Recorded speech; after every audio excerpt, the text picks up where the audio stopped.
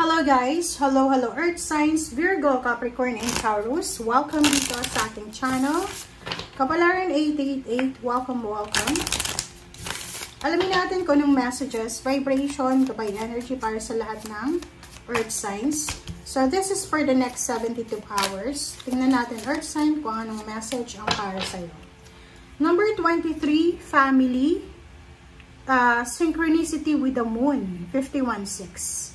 So, Earth Sign, sinasabi ng baraso dito na posibleng meron kang mga fear, mga inaalala. Kailangan mong makinig sa sinasabi ng iyong intuition. And at the same time, huwag tayong magpadalos-dalos. Huwag tayong masyadong mabilis gumawa ng aksyon. And sinasabi ng baraso dito na this is water sign energy. This is emotion. Feel your emotion. Honor your emotion. So, halimbawa, nakakaramdam ka ng homesickness, feel it. Tumawag ka sa pamilya mo, contact your family, contact your loved ones. Kasi parang sinasabi ng barahan na hindi ka dapat na nagtitiis. Malungkot ka, kailangan mong alamin kung ano yung rason ng lungkot mo and you need to resolve it. Okay, so yung next card mo dito, this is family 5. Sinasabi ng baraha sa'yo dito na hindi ka dapat nag-aalala para sa pamilya mo. Huwag kang masyadong magpapanik or huwag kang masyadong nag-aalala para sa kanila. Or sinasabi ng baraha mo na posibleng makakuha ka ng comfort from your family. Pwedeng meron kang problema sa love life or problema sa trabaho and yung pamilya mo ay posibleng matutulungan ka para i-comfort ka. Or parang sinasabi na merong dadamay sa'yo.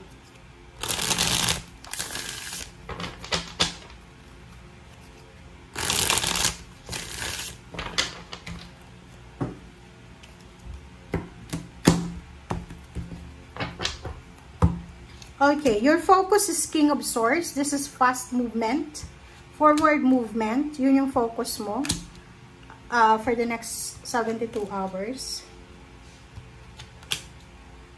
Okay. King of Swords. So, sinasabi ng barahan na yung focus mo sa ngayon is fast movement. Forward.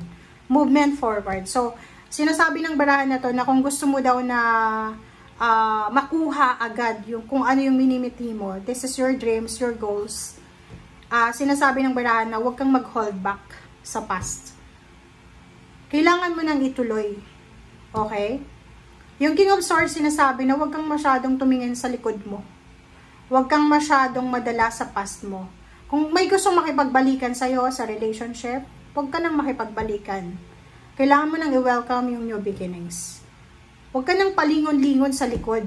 Huwag ka nang pabalik-balik doon sa likod mo or sa past mo.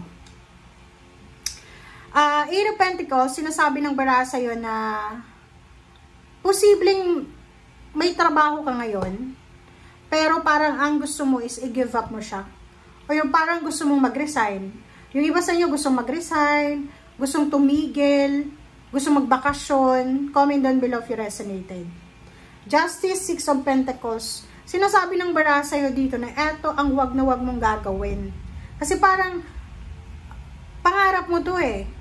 This is your dream. Pero bakit ka pinanghihinaan ng loob? You need, like for example, kung halimbawa na, yun yung sabi ko sa'yo, kung naho-homesick ka, contact your family.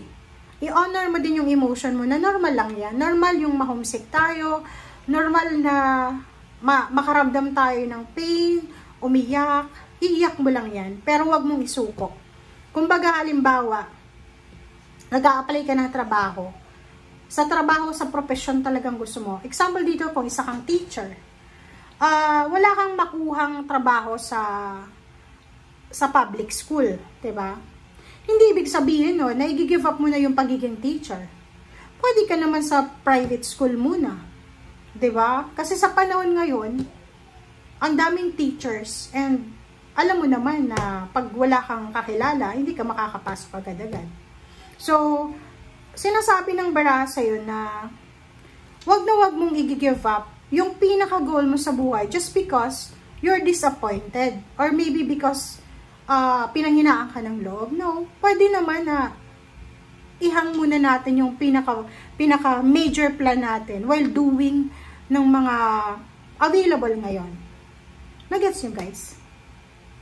And wag kang mawala ng pag-asa. Ganun talagang buhay.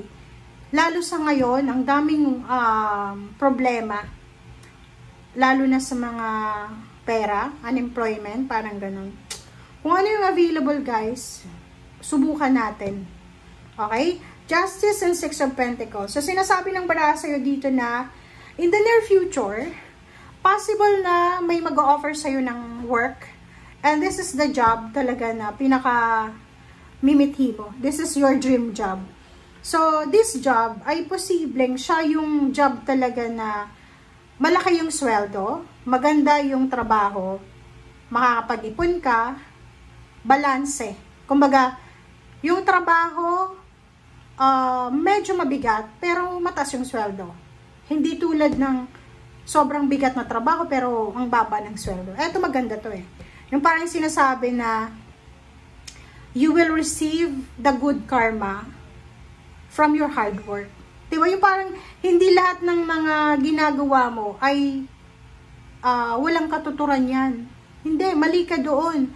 Lahat ng pinagpapawisan mo, kahit nga exercise eh, 'di ba? Pag nag-exercise tayo, papaya tayo. Lalo pa to pag sobrang workaholic ka, talagang kikita ka ng malaking halagang pera. Or magiging mapopromote ka agad-agad and mababalanse yung pera mo. Okay? Okay, next card is Seven of Cups and then Queen of Pentacles. Seven of Cups and Queen of Pentacles, sinasabi ng baraha na darating ang araw na yung nangyayari sa'yo sa ngayon, especially tungkol sa money, ay pagtatawanan mo na lang yan. Diba? Nakikita ko sa'yo dito na maybe 8 years from now, nasa ibang bansa ka na. You're living your dream life sa ibang bansa. The moon, dalawa yung moon mo. So, nakikita ko sa'yo dito, meron dito na Earth signs, Virgo, Capricorn, and Taurus, na medyo hindi pa sila sure. Uncertainty yung nararamdaman nila. Hindi pa sila sure sa kung ano ba yung future na naghihintay sa kanila.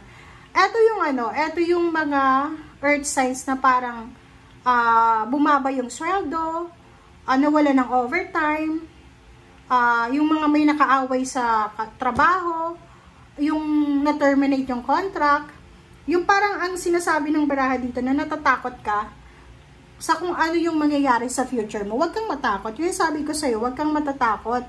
Kung hindi pa available yung gusto mong trabaho sa ngayon, or kung hindi pa available yung pangarap mo sa ngayon, pwede mo muna siyang isantabi. Santabi ha, hindi give up ha.